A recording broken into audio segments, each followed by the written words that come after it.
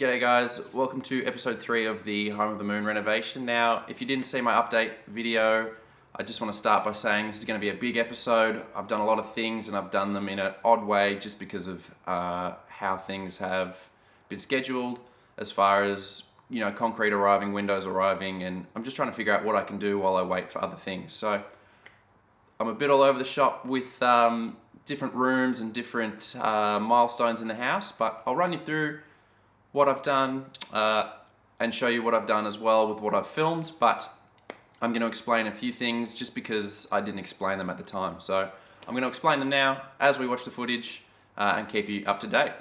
So I finished the last episode in the study / nursery, which it is now becoming, and the powder room. I framed up, I plastered, and we left it at that. So what was next on the agenda was fascia and eaves and gutters. And because I was on the roof, it was very difficult to film and it was very windy, so please bear that in mind. And I'll also explain what I didn't film. I'll show you the end result and why I did things the way I did them. Alright everyone, this has been a difficult process to film, but basically I've extended all these rafters. You can see these little bits attached to the sides of the bigger bits. I've got a bottom plate along there, a bunch of studs, a couple of top plates. And we're going to conceal our gutters, so the water will run down off the roof into a gutter here. That's just our cladding, and I've got some flashings made up which we'll get to later, but they're going to keep everything waterproof. But it's just a simple stud wall all the way along. We'll throw our gutter in and that'll be that.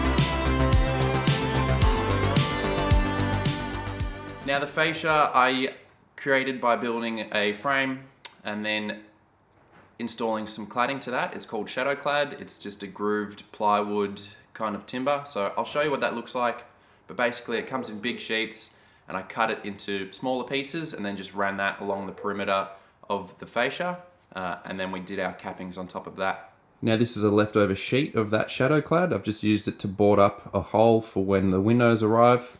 But basically this is how it starts out, and I just cut that into little strips to suit my needs. Now I just want to explain these flashings. You saw me put one of these in.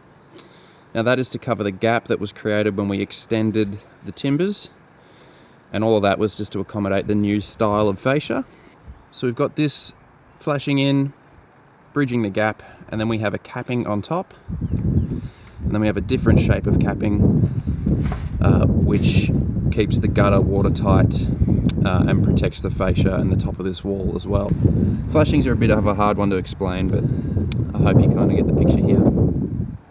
Now it's a bit hard to see up in here, but I've just done a little 10mm fold up. It creates this drip line along here. Now as you can see here, the fascia cladding hangs down past, and that just gives us another drip line at the bottom. And then we put our cement sheet up, and then a quad here just to cover the gap between the cement sheet and the fascia. So from underneath, just to explain, I extended these rafters. Ignore the old fascia, that's going to go one day. Extended that, and then I have my basis of my framing here. Now these rafter extensions also support the gutter. And then to create fall in the gutter, I just nailed these blocks to the sides of the rafter extensions at different heights, so that way the water would fall from one end to the other. Now this area I'm sitting in used to be the garage, which used to be a carport. It was converted into a garage just with a few roller doors. Now, anyway, we've filled this space in to create living space. The plan is to build a new garage in the current area where the cars are in the driveway, and then we're going to build a deck on top of that garage. So what that means at the front of the house is the existing little deck. That's going to stay until we do the garage. I've got to redo those posts that go up to the roof, and because I have to redo those posts, I can't really finish the eave linings until those new posts are in. So the eaves are 3/4 finished, sides and back, and the front is going to have to wait. That's why it's still exposed. And that's pretty much it for fascia, eaves and gutters.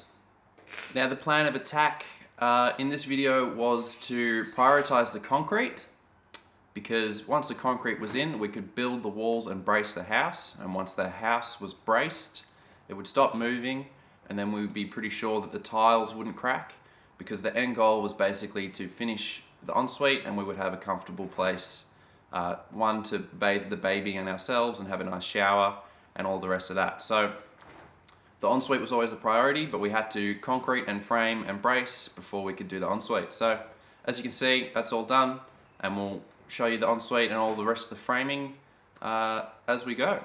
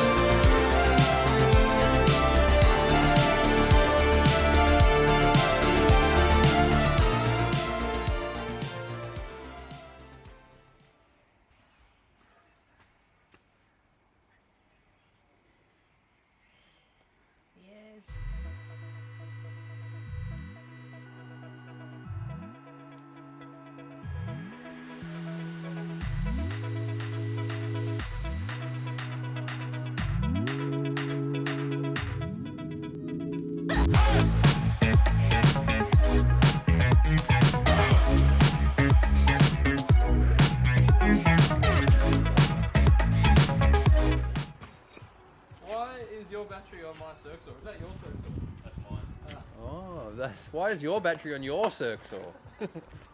You dog.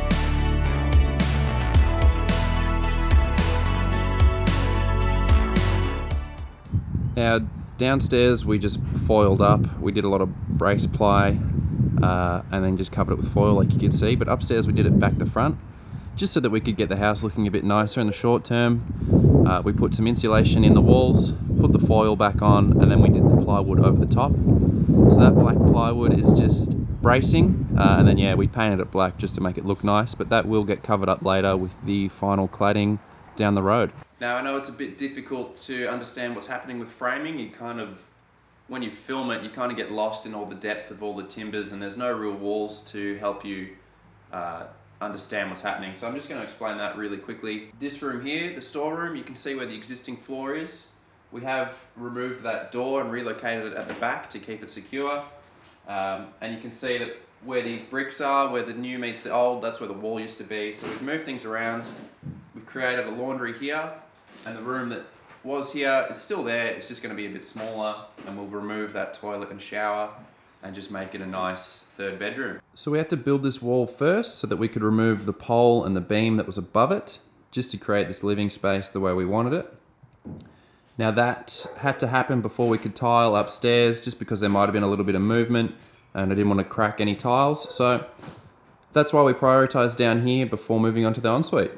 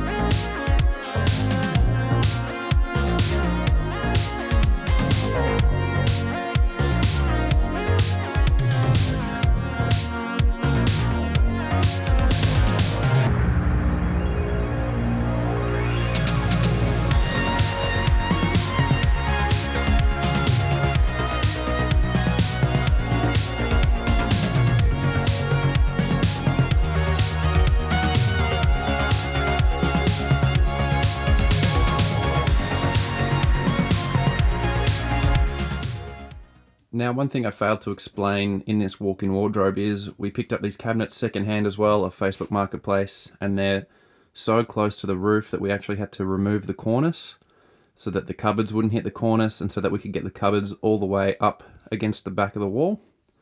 So I did end up removing the cornice, square setting the plaster, and then we painted this room black because that is the theme of the house. Now it is winter here in Melbourne, so we put these curtains up temporarily just so that we don't have to heat this whole area. We can just heat the lounge room and keep that nice and comfortable. We've got a bit more furniture in here now and some temporary carpet which I picked up secondhand. Alright, now that should get you up to speed with where the house is at. Now, I'm not sure when the next video is going to come out. I would like to give you some information on how to change windows because we've had our first 3 windows delivered as of yesterday. Now I have put 2 of them in, one in the powder room, one in the ensuite. Obviously that's why the ensuite isn't 100% finished just yet, but all I need to do is some architraves and some extra tiles and then we can get the shower screen put in. So very excited to finish that room off. Now we do have our master bedroom window as well. So we'll show you how to pull out an old window and put a new one in. But basically where that leaves us for next episode is windows and hopefully cladding. So once all our windows are delivered, we can put those in and then the cladding will butt up to those windows. So windows first before cladding, and that's going to go a long way to making this house look like a house again. So the cladding we're going to do is a 100mm thick polystyrene foam sheet, and that's specially designed so that you can render over the top of it. It's cheap, it's lightweight. I can install the foam myself and then just get a renderer in to put the render over the top. And the beauty of that polystyrene is it's got insulation properties as well as far as sound and heat insulation. So pretty excited for that. Not sure when the stairs are going to happen, but probably when downstairs isn't so exposed and so cold, because all the cold from here will just go straight upstairs as soon as we cut that hole through the floor. So we'll get everything a bit more weatherproof down here, then we'll do the stairs.